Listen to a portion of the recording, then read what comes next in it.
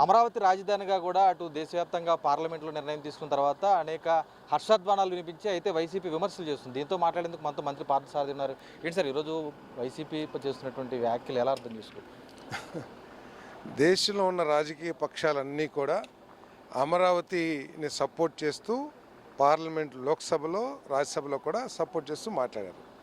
కానీ దేశం మొత్తంలో ఏకైక పార్టీ, అది కూడా ఆంధ్రప్రదేశ్కి చెందిన పార్టీ, దాన్ని వ్యతిరేకిస్తూ వాళ్ళు ఇష్టం వచ్చినట్టు మా మనసుకు నచ్చిందే విధానం అన్నట్లు మాట్లాడతాం ఏమిటో రాష్ట్ర ప్రజలందరూ కూడా అర్థం చేసుకోవాల్సిన అవసరం ఉంది.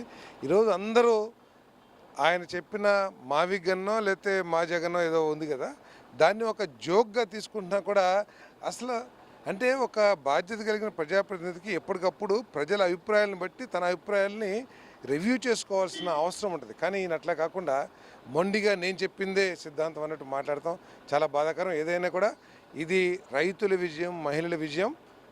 చంద్రబాబు నాయుడు గారు, లోకేష్ గారు, పవన్ కళ్యాణ్ల ప్రయత్నంతో ఈ విజయం సాధించాలని చెప్పేసి భూములు ఇచ్చిన రైతులకు న్యాయం చేయట్లేదు అనేటువంటి విమర్శలు కూడా అస్సలు మాట్లాడే వాళ్ళకి కొద్దిగా ఆలోచన ఉంటే 5 సంవత్సరాలు ఉన్నప్పుడు ఏ న్యాయం చేశారన్నది ఆలోచించండి.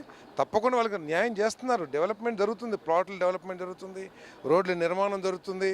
తప్పకుండా వారి విలువ, ఆస్తుల విలువ కూడా పెరుగుతుంది. లోక్సభతో పాటు రాజ్యసభలో కూడా ఆమోదం పొందిన తర్వాత ఇంకా చట్టాలు మార్చేటువంటి అవకాశాలు, వెసులుబాట్లు ఉన్నాయంటూ కూడా మాజీ సీఎం ఊహాలోకంలో జీవించే వ్యక్తి కాబట్టి ఆయన ఏది ఊహించుకుంటే అది ఊహించుకోవచ్చు. అది చూస్తున్నాం. ఈరోజు ఇక్కడ ఉన్నటువంటి అంటే రాష్ట్ర రాజధానిగా కూడా అమరావతిగా నిర్ణయిస్తూ కూడా అటు లోక్సభలో రాజ్యసభలో తీర్మానం చేసినప్పటికీ వైసీపీ చేసినటువంటి వ్యాఖ్యలు అనేవి కూడా అవగాహన రాహిత్యం. మరోవైపు మావిగిన్నంటూ చేసినటువంటి జగన్ చేసినటువంటి వ్యాఖ్యలు సోషల్ మీడియాలో కానీ అటు బయట ప్రజలు కూడా తీవ్రంగా కూడా హాస్యాస్పదంగా చర్చించుకుంటున్నారని, రాష్ట్ర రాజధాని అమరావతిగానే ఉంటుందంటూ కూడా మంత్రి కొలుసు పార్థసారథి స్పష్టం చేస్తున్న పరిస్థితి అయితే ఉంది. కెమెరా పర్సన్ చంటితో భార్గవ న్యూస్, ఏలూరు నుంచి.